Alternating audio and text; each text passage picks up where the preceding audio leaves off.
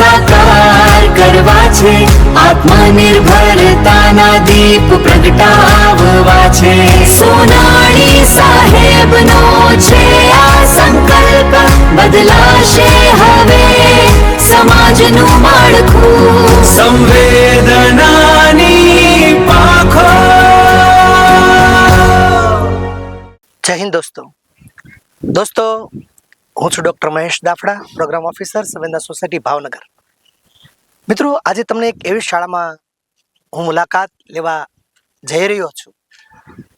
ભારતના રાષ્ટ્રપિતા મહાત્મા ગાંધીજી, એમની જે વિચારધારા છે ઉત્તર બુનિયાદી શિક્ષણ, એ ઉત્તર બુનિયાદી શિક્ષણ, બાળકનો સર્વાંગી વિકાસ જે શાળામાં થાય છે, એ સૂત્રને જેણે ચરિતાર્થ કર્યું છે એવી એક શાળા ગારિયાધાર તાલુકાની માનપુર ખાતે આવેલી એક આ શાળા, અને એ શાળા ગંગોત્રી સંસ્કાર તીર્થ. એ શાળાના પટાંગણમાં આજે આપણે જઈ રહ્યા છીએ. અને શા માટે જઈ રહ્યા છીએ? ઉપક્રમ છે સંવેદના સોસાયટીનો.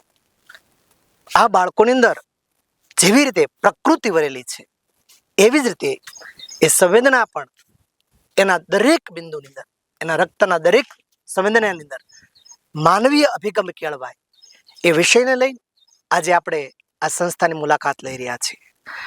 આ વિચારબિંદ સંવેદના સોસાયટીના પ્રેરક અને પ્રજ્ઞાચક્ષુના ગાંધીજી તરીકે ઓળખાય એવા લાભુભાઈ સોનાણીએ આ બીજને વાવ્યું છે, અને એ બીજના વાવેતર માટે આજે આપણે આ શાળામાં પધાર્યા છીએ. માનપુર ખાતેની ગંગોત્રી સંસ્કાર તીર્થની આ ઉત્તર બુનિયાદી શાળામાં આપ સૌનું સ્વાગત છે.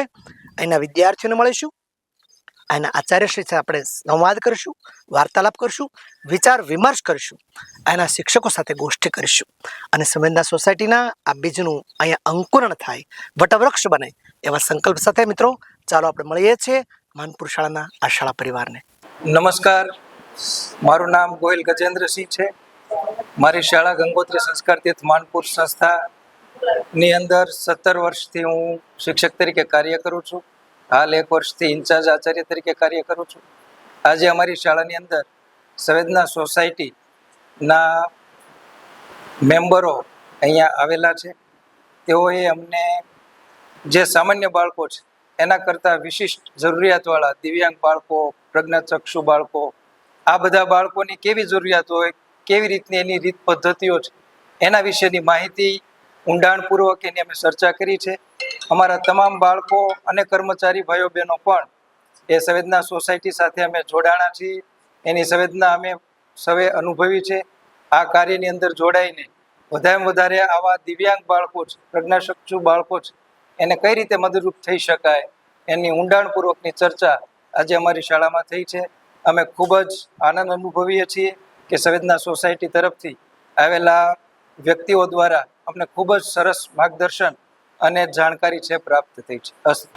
મારું નામ નાંગરવાલી બેન બી છે. હું ધોરણ 9-10માં ગુજરાતી લઉં છું, અને 2005થી એટલે કે 20 વર્ષથી અહીંયા નોકરી કરું છું.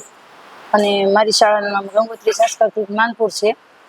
અને અમે સંવેદન સોસાયટી સાથે જોડાયેલા છીએ, અને અમારા બાળકોને પણ અમે સંવેદન સોસાયટી વિશે માહિતી આપી છે. અમારી સ્કૂલમાં સંવેદન સોસાયટી વિશે રચના કરી છે, અને અમને ખૂબ જ દિવ્યાંગો અને બાળકો સાથે અમને ખૂબ લાગણી અને સંવેદના છે.